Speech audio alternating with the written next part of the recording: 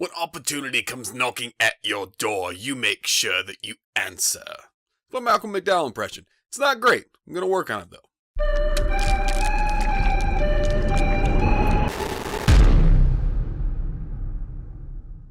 American Satan. So American Satan is about a band. They are a metal band. This is another movie that's a metalhead's dream. I'm personally a metalhead. I can get down with it.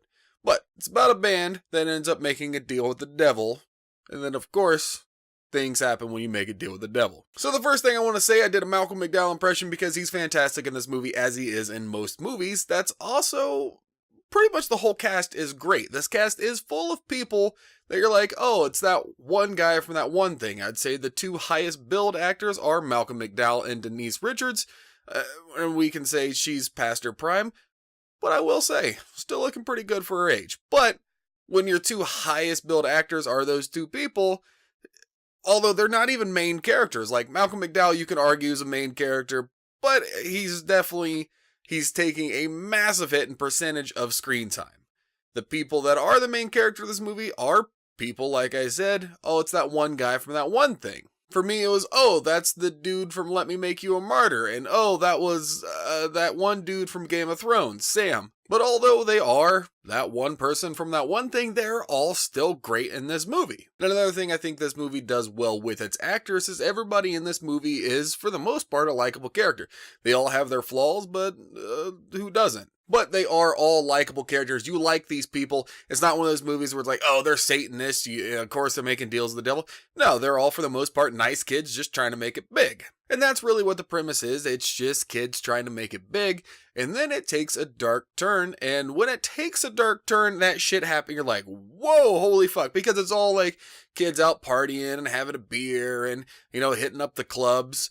And then, I'm not going to ruin anything. Then something happens. You're like, holy fuck. That was heavy for everything I've seen in this movie so far. And then it does die back down. I think the screen time may have been a little bit longer than this movie was necessary, but still I think it was closer to a 2-hour runtime, maybe a little bit over 2 hours. Again, you'd think I'd be better at this shit, but fuck that. You expect me to look up numbers? It's just not going to happen. But of course, because it is me, this movie does come with a few gripes. The news scenes. They have scenes where either the band or the band's manager is getting interviewed, and it's like on a CNN news article or something like that, and they're a little tongue-in-cheek for me, and I think they are supposed to be tongue-in-cheek, but for the pretty serious tone throughout the whole movie, they seem a little maybe too cartoonish for me. Something about them I was just like, that's not right, that's not believable. Again, that's a small gripe, but it's a gripe nonetheless. Another thing, and this isn't going to hit most people like it hits me, because like I said, I'm a metalhead. The lead actor in this movie, the singer in the band, is actually a singer in a band called Black Veil Brides. He is not the singer in this band. They use another vocalist. Now, that may not bother people like it bothers me, because I'm a fan of Black Veil Brides, but it is noticeable that he's not actually singing. It's dubbed over. That bothered me too, and I think it may bother some of you. Again, a small gripe, a gripe nonetheless. My biggest gripe with this movie, and it's not necessarily the movie's fault, it's not anybody in the movie's fault, is that this is a movie about making a deal with the devil. And certain things happen when you make a deal with the devil. We've seen movies like this countless amounts of times before. Devil's Advocate, Rosemary's Baby, Bedazzled. Who would thought I'd talk about Bedazzled twice this month? Not the people who made Bedazzled, but, I mean, you know what's going to happen when you make a deal with the devil. And you can see this movie unravel. You're like, oh, this is what's happening and this is what's going to happen. Here's the great thing about this movie, though, is although I could see everything about to unravel, I still enjoyed my time with this movie.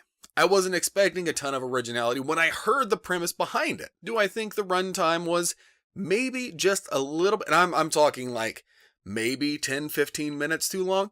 Yeah, I do. Was the fact that the singer wasn't actually singing and it was clear he wasn't actually singing?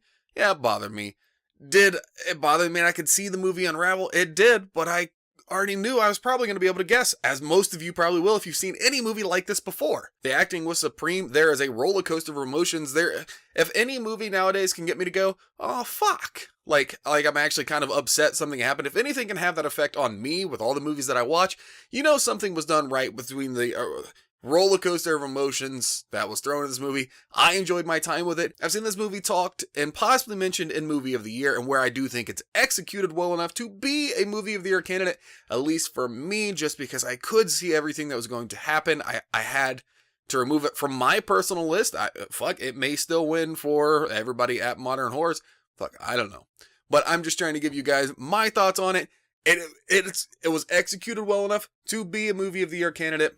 But for those reasons I gave it, it's not going to be there for me. But that should give you an idea of how much I enjoyed it nonetheless. But when you guys get around to seeing it, I'm curious to know in the comments down below. Tell me, am I a little bit too harsh on the movie? I mean, I still gave it a great rating. I would absolutely say go and watch it right now. But am I right to think it's not a Movie of the Year candidate? Let me know in the comments down below. Flash it a like and be sure to subscribe because I post weekly shit, guys. So don't miss anything because, you don't want to miss all of this. You just don't. And another thing you don't want to miss out is on this excellent opportunity we're going to give you guys to spoil the shit out of your dogs from Barkbox. Barkbox is a monthly subscription service that's going to send toys and goodies to your dog, and who doesn't love their dogs? Barkbox will also cater to the size of your dog. I have an 80-pound black lab. He's not going to like a tiny little Jingle Ball toy. He's probably going to swallow it and possibly die. So they won't send me that stuff just by selecting the big dog size box. And here's what we're going to do for you. We want to give you the first month of Barkbox for free just by going to getbarkbox.com/horror. And the first month is on us, because we love you guys. Again, that's getbarkbox.com/horror. And until next time, guys, I will see you later.